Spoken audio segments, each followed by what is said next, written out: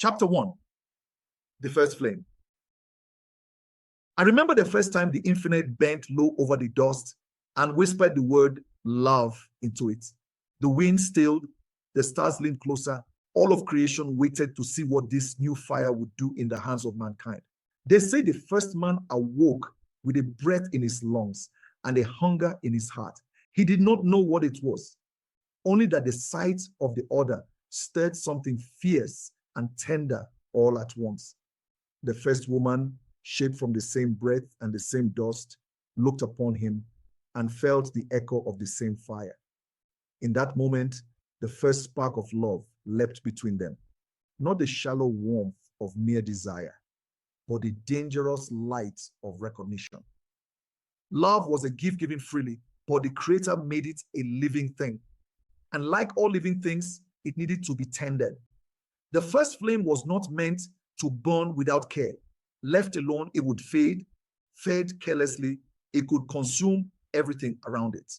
The gift came with no instructions, only the silent truth that those who carried it would have to learn its ways or suffer its ruin.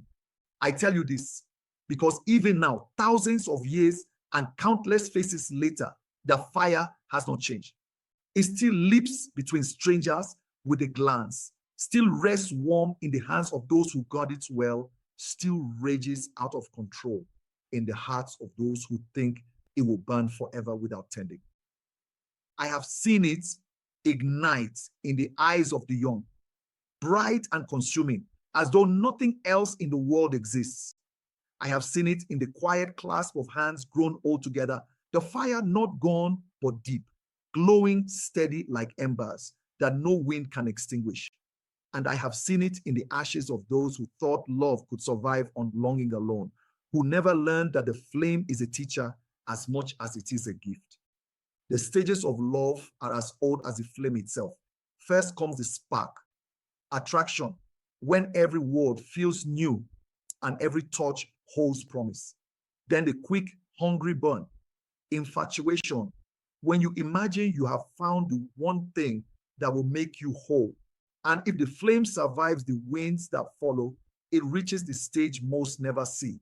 Deep connection, when the fire no longer dances wildly, but burns with a steady heat, warming the soul in winter and lighting the way in the dark.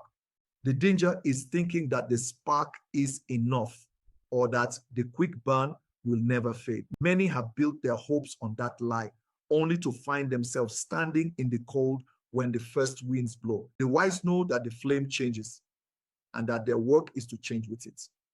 For those who walk alone, hear me. The first flame is already within you. You are not waiting for someone else to strike it into life. The way you treat yourself, the way you speak to yourself in the quiet, the way you nurture or neglect your own soul. These are the first kindlings. If you wish for another to share your fire, learn first how to keep it alive on your own. For those who walk with another, ask yourself, when did you last feed the flame between you? Not with duty or routine, but with something that made the other see you again as they once did, not as habit, but as wonder. The flame cannot live on shared roofs and shared bills alone. It needs laughter. It needs truth. It needs the small daily acts of tending. There is a story I could tell you now of a man who believed his flame would never dim, and of the day he woke to find only smoke in his place. But that story will have to wait. For now, you need to understand this. The first flame will burn brighter, but only if you learn to see your reflection in it.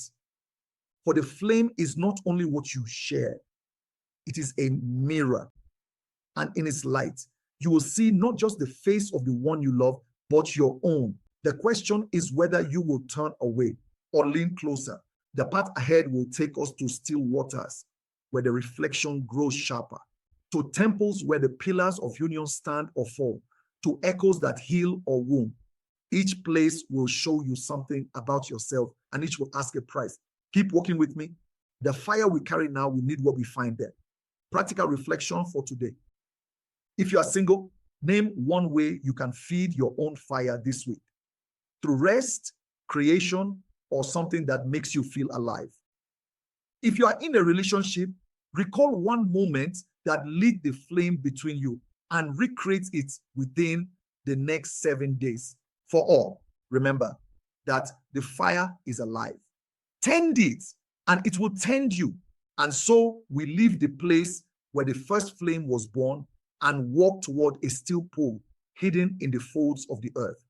There, a traveler will see themselves for the first time, and not all they see will be welcome.